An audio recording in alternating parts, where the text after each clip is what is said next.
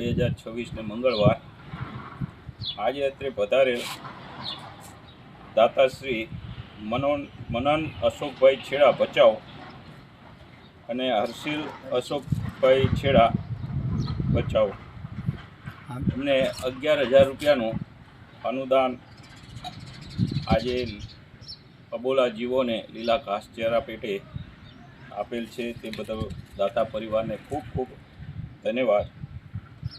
હસ્તે છે અમિતાબેન અશોકભાઈ છેડા, ગામ ભચાઉ, અને એ આપણી કેસરબાના પ્રેરણાથી એમને પણ આ લાભ લીધો છે.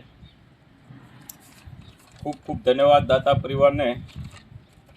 આજે દાતા પરિવાર સાથે અહીંયા એકત્રિત થયેલા આપણે ભારતીય સંસ્કૃતિની સૌથી પવિત્ર પ્રતીક એટલે ગૌ માતા છે, જેને જૈન ધર્મ અને હિન્દુ ધર્મ માન્યતા છે કે ગાયમાં 33 કોટી દેવતાનો વાસ છે.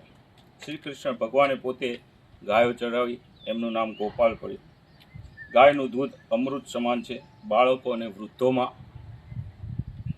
એને ઉત્તમ આહાર છે. ગાયનું છાણ, એનું ગૌમૂત્ર એ આયુર્વેદિક દવાઓમાં ઉપચાર થાય છે. એટલે ગાય એક પ્રાણી નથી, ગાય એક વાત્સલ્ય અને કરુણાનું મૂર્તિ છે. આપણા વડીલો પહેલાં કહેતા, આપણે દરેક વડીલો અને દરેક ઘરમાં હિન્દુ જૈન ઘરોમાં એક ગાય હોતી અને એ ગાયની સેવા કરવા માટે પોતે રાખતા, એનું દૂધનું સેવન કરતા. આપણે બાળકો સ્વસ્થ રહેતા. માતાજી આજે આટલી ઉંમર છે પણ છતાંય પુષ્ટ અને તંદુરસ્ત છે. એનું કારણ એ જ છે જૂના ખોરાક, ગૌ માતાની સેવા.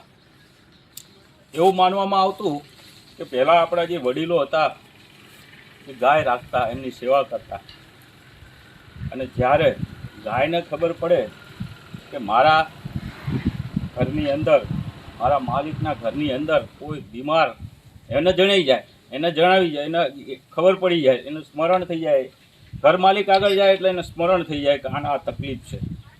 તો ગાય જ્યારે ચરવા જાય ત્યારે એની અનુકૂળ વનસ્પતિઓનું સેવન કરીને આવે, જેથી કરીને એનું દૂધ ઘરના સભ્યો પીવે, ખાય, અને એને બીમારીમાંથી છુટકારો મળી જાય. એટલા માટે જ આપણે ગૌ માતાનું બિરુદ આપેલું છે. ગૌ માતાની જેટલી સેવા કરીએ એટલી ઓછી છે. જય ભારત, જય જિનેન્દ્ર, જય ગૌ માતા. જય ગૌ માતા. અમે લોકો પહેલાં માલજી બાપા સાથે આવતા હતા. એમને જે બીજ વાવ્યા, આજે કેસરબા સાથે આવી. તો હમણાંની કમિટીએ જે સરસ કામ કરીને એ વટવૃક્ષને સખત મોટું કર્યું છે, આવી મેં પાંજરાપોળ ક્યાં જોઈ નથી, અને ખૂબ જ સરસ રીતે વિકસાવી છે. એટલે એ બધાને ખૂબ ખૂબ આભાર. અને આ કામ એવું નથી કે એક દિવસમાં કરીને ફ્રી થઈ ગયા. અને તમે લોકો જે રોજ આવો છો, બધા જ્યારે બી દેશમાં આધોઈમાં આવો ત્યારે બધા ભોગ આપો છો ને, એ દેખાઈ રહ્યું છે. એટલે ખૂબ જ સરસ, ખૂબ ખૂબ અનુમોદના. એક સજેશન છે કે અમે લોકો જ્યારે ચારો નાખવા આવીએ તો અમારા હાથે કાંઈક નાખી શકીએ ને એવું બી એક સેક્શન બનાવો કે બચ્ચાઓને પોતે ચારો નાખે ને તો એમને મજા આવે. એટલે આ એક નાનકડું સજેશન છે, ધ્યાનમાં રાખજો. Thank you. એ અમે લોકો એટલે ખબર છે અમને. આજે અમૃતાબેનને આપણે આધોઈ ટ્રસ્ટ અને ટ્રસ્ટીગણ વતીથી એમનું સન્માન કરીશું. અને બાનું ને બંને. ચાલો, ખૂબ સરસ, ધન્યવાદ.